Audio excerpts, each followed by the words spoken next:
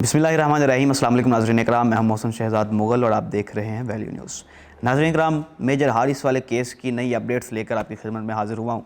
जैसा कि आपके इल्म है, गुज़िश्ता रोज़ अपनी वीडियो में मैंने आपको इसकी डिटेल से बताई थी कि जो नून लीगी गुंडे हैं, ख्वाजा साद रफ़ीक का छोटा भाई जो ख्वाजा सलमान रफ़ीक है, उसने और उसके गार्ड्स ने जो मेजर हारिस पर तशद्दुद किया था, उसके बाद 3 मुलज़िम गिरफ़्तार हुए थे जो कि उसके सिक्योरिटी गार्ड्स थे ख्वाजा सलमान रफ़ीक के। तो उसके बाद से जब से फ़ौज ने इसका नोटिस लिया, DGISP साहब ने कल जो कॉन्फ्रेंस की, उसमें उन्होंने क्लियर कट और साफ बिल्कुल यही कहा कि फ़ौज अपने सिपाहियों का, अपने ऑफिसर्स का ख्याल रखना, उनकी हिफाजत रखना जानती है। इसलिए अगर कोई इस तरह की हरकत करेगा तो उसको उसकी औकात याद करवाई जाएगी। उन्होंने बिल्कुल साफ अल्फाज में इस तरह कहा था।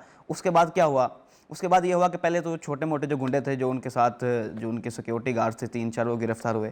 लेकिन कल की ये अपडेट है, कल की ये खबर है कि नाज़रीन ख्वाजा सलमान रफ़ीक जो कि इस वक्त पंजाब असम्बली का मेंबर है, MP है और काफ़ी अर्से से मुस्लिम लीग नून के पंजाब का सीनियर रहनुमा भी है। उसके साथ दूसरा जो शख्स है हाफिज़ नुमान, ये दोनों पंजाब के उनके रहनुमा हैं और इन दोनों को गिरफ़्तार कर लिया गया है। थाना गार्डन टाउन में इनको रखा गया और कल तक की जो तफसीलात और जो ख़बरें मौसूल हुई, उसके मुताबिक उनको थाना गार्डन टाउन से CIA मॉडल टाउन में शिफ्ट कर दिया गया है।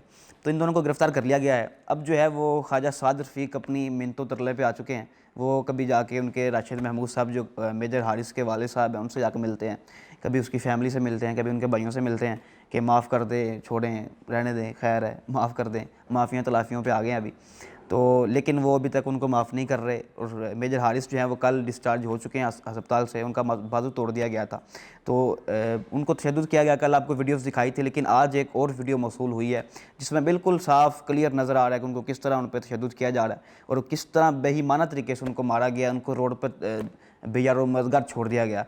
इस वीडियो में आप उनको क्लियर कट देख सकते हैं कैसे उन पर तशद्दुद किया गया।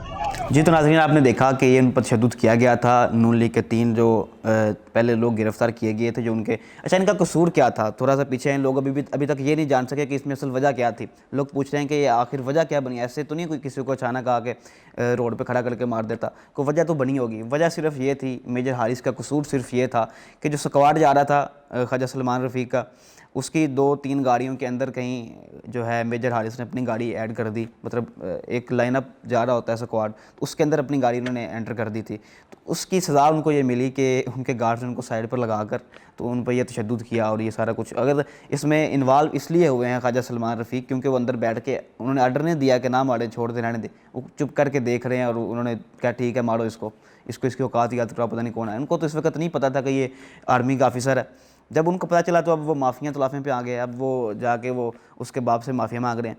तो इनके साथ ऐसे ही होना चाहिए, इनको ऐसी ठुकाई इनकी करनी चाहिए कि इनकी औकात इनको याद करवाएं। अब पता ठीक है, ये जो है हुकूमत में आ चुके हैं, इन इक़्तिदार में है नून लीग इस वक्त, इनकी ताकत के नशे में। ठीक है, करें जो मर्ज़ी करें, लेकिन जो इन्होंने ऑफिसर के साथ किया है उसका इनको अंजाम ज़रूर मिलना चाहिए। और अब जो मिन्नतें तरले कर रहे हैं, इनको माफ़ी नहीं होनी चाहिए, इनको कुछ अच्छी खासी कड़ी सज़ा मिलनी चाहिए। अब यही बंदा देखे कि चले ये तो यार एक मेजर था, एक ऑफिसर था, यही को आम शहरी होता, उसकी गाड़ी इनके स्क्वाड में आ जाती जैसे इसकी आ गई थी, उसको ये मारते पीटते बाजू तोड़ के फेंक देते, तो किसी ने को बात करनी थी, उस बेचारे पे भी तो जुल्म होना था। तो इसलिए अब इनका पाला पड़ गया आर्मी से और वो भी ISI से। तो इसलिए ISI को अब चाहिए कि इनको ठीक ठाक ठिकाने लगाए, इनका बंदोबस्त करे और इनकी सर्विस अच्छी तरह करनी चाहिए ISI को।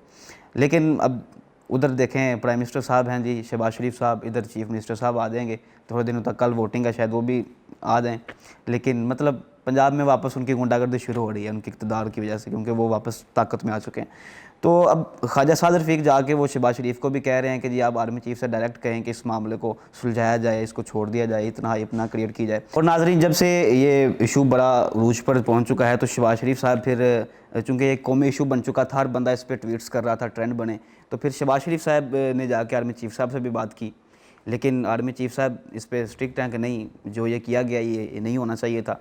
DGSP साहब का कल बयान आया, उसके बाद तो मज़ीद इसको जो है वो मजबूती मिली इस बयानिए को कि इनको सज़ा मिलनी चाहिए। इन्होंने अच्छा नहीं किया, एक ऑफिसर के साथ वो भी रोड पर उसको इतना तशद्दुद करना।